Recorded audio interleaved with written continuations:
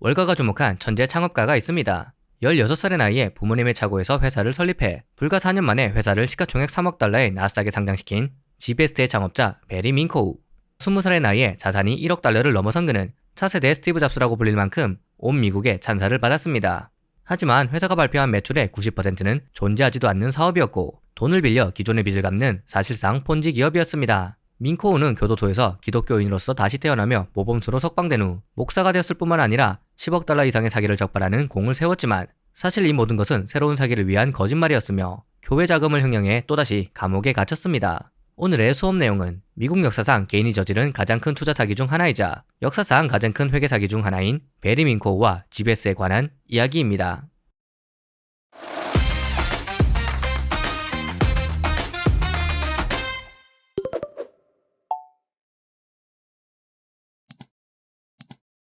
(1966년) 캘리포니아 유대인 가정에서 태어난 베리 민코우. 카페 청소 회사에서 일하던 그의 어머니는 9살이 된 민코우에게 회사의 텔레마케터 일을 맡겼습니다. 사하라 사막에서 모래를 팔 수 있을 정도로 화술이 좋았던 그는 사람들을 설득하는 데 천부적인 능력을 보였죠. 또한 카페 청소에 필요한 기술, 화학약품, 장비, 가격 전략 등 사업의 모든 측면을 자연스럽게 배워나갑니다. 어릴 때부터 남들로부터 관심 받는 것을 좋아했던 민코우는 스테로이드를 먹으면서 몸을 만들기 시작합니다. 그리고 부자가 될 결심을 하죠. 1982년 그는 부모님의 2칸짜리 차고에서 친구 3명을 고용하고 전화 4대, 빌린 카페 청소기 한 대로 카페 청소 회사인 지베스트를 설립합니다. 회사 이름에 C가 4개나 들어간 이유는 전화번호부 맨 마지막에 번호가 오게 하려는 장난이었죠. 처음 몇 년간 사업은 힘들었습니다. 카페 청소는 서비스 업계 중에서도 가장 경쟁이 치열한 분야였고 작업도 부실하게 이루어져 형편없는 후기와 잦은 불만이 이어졌습니다. 할머니에게 빌린 투자금 700달러가 몇 주 만에 바닥나자 민코우는 기발한 방법을 찾아냅니다. 먼저 할머니의 보석을 판 다음 도난당했다는 허위 신고를 해서 보험금을 타냅니다. 수표 돌려막기를 통해 은행 계좌에 가상의 자금을 만들고 이 돈으로 청소 물품을 구매하고 사업을 운영했죠. 청소 비용에 50달러, 75달러씩 소액을 추가로 청구하기도 합니다. 많은 고객들은 금액이 올라간 것을 눈치채지 못하거나 이의를 제기하지 않을 만한 금액이었고 항의가 들어오면 컴퓨터 오류였다고 핑계를 대면서 환불을 해주었죠. 17살의 고등학생 창업가는 깨닫습니다. 정직한 일보다 사기가 쉽다는 것을. 주변인들이 보기에 베리 민코우는 성공한 고등학생 창업가였습니다. 하루 18시간씩 일했고 카리스마가 넘쳤으며 1984년 지베스는 수십 명의 직원을 고용하기도 했죠. 하지만 현실은 돈이 들어오는 족족 돌려막으며 언제 망해도 이상할 게 없었습니다. 그때 민코우는 깨닫습니다. 어차피 사기를 칠 거라면 더 크게 치는 게 낫다고. 지베스는 카페 청소를 넘어 보험 보건 사업, 즉 보험사가 특정 건물을 보증하고 홍수나 화재 등으로 건물의 카펫이 손상된 경우 보험사가 지베스에 카펫 복원을 맡기는 사업에 진출한다고 선언합니다.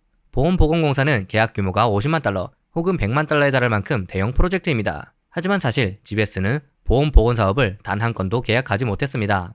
그는 가짜 작업지시서, 송장, 복원 현장 사진으로 위조 서류를 만들었고 심지어 가짜 감사회사를 설립해 감사보고서를 만들기도 했죠. 민코우는 이 허위 계약서를 들고 은행과 투자자들을 찾아가 보험사 대금이 지급되기 전까지 운영 비용을 충당할 브릿지론이 필요하다고 요청합니다. GBS의 원래 사업이던 카페 청소 부문은 실제로 품질 서비스상을 받으며 고객들의 칭찬도 이어졌기에 투자자들은 민코우를 의심하지 않았습니다. 심지어 투자자들이 복원 현장을 방문하겠다고 하면 민코우는 지베스트와는 아무런 관계도 없는 실제 공사 현장에 이들을 데리고 가 마치 본인들이 복원을 진행 중인 건물인 듯이 공사 범위와 일정 등을 설명했습니다. 이렇게 민코우는 존재하지도 않는 사업을 이용해 수백만 달러를 투자받습니다. 1985년 고등학교를 졸업한 민코우는 더욱 사업에 전념하며 남부 캘리포니아 전역으로 확장합니다. 진짜 카페 청소 사업은 연간 100만 달러 남짓을 벌었지만 가짜 복원 사업은 연간 수천만 달러를 번다고 알려졌고 유령 계약을 담보로 1000만 달러가 넘는 돈을 빌렸죠. 이자를 갚기 위해서는 끊임없는 사기와 새로운 현금이 필요했고 더 큰 한방이 필요했던 그는 결심합니다. 지베스를 나스닥에 상장하기로. 1986년 지베스는 빅8 회계법인 중 하나인 어니스트 앤드 위니를 감사인으로 고용합니다. 이들이 복원 계약 서류를 요청하자 민코우는 가짜 서류를 제출했고 현장 조사를 요구하자 이전의 투자자들을 속이던 방식 그대로 공사 중인 건물을 임대하여 작업 현장으로 꾸몄습니다. 가짜 수익도 실제처럼 보이기 위해 수많은 은행 계좌를 통해 자금을 이동시키고 수표 돌려막기를 통해 현금 잔액을 부풀렸죠. 1986년 12월 11일 지베스트가 나스닥에 상장합니다. 회사는 1,500만 달러 이상을 조달했고 시가총액은 2억 달러를 넘어섭니다. 20살의 민코우는 지분의 37%를 보유하며 7천만 달러의 자산가가 됩니다. 미국 역사상 가장 어린 나이에 IPO를 이끈 민코우는 유명인이 됩니다.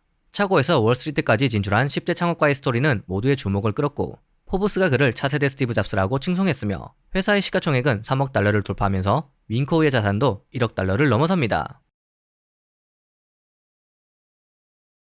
지베스트의 실제 사업인 카페 청소는 약 1000명의 직원을 고용하고 애리조나와 네바다까지 사업을 확장하며 순풍을 이어나갑니다. 하지만 문제는 가짜 사업인 보험 보건 사업이었죠.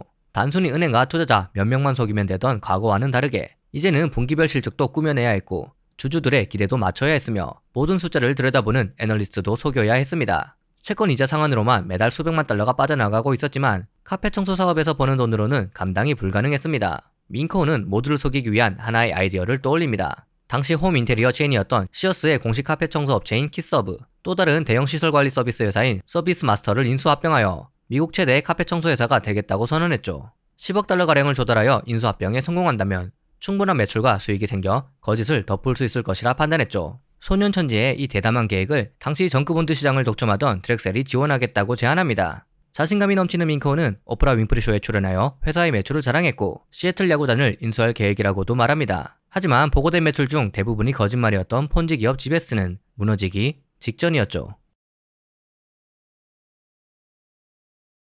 1986년 1월 로빈 스완스는 회사 상사의 배우자가 무사히 수술을 마친 기념으로 꽃을 선물했고 비용은 배송비를 합해 23.95달러였습니다. 몇 주 후 그녀는 601.11달러가 청구되었다는 사실을 알고 꽃가게에 전화를 해 항의합니다. 그리고 그 가게의 주인은 베리 밍코우였죠. 밍코우는 당시 부업으로 꽃집을 인수해 운영하고 있었고 지베스트가 예전부터 사용하던 수법인 과다 청구를 하였던 것이죠.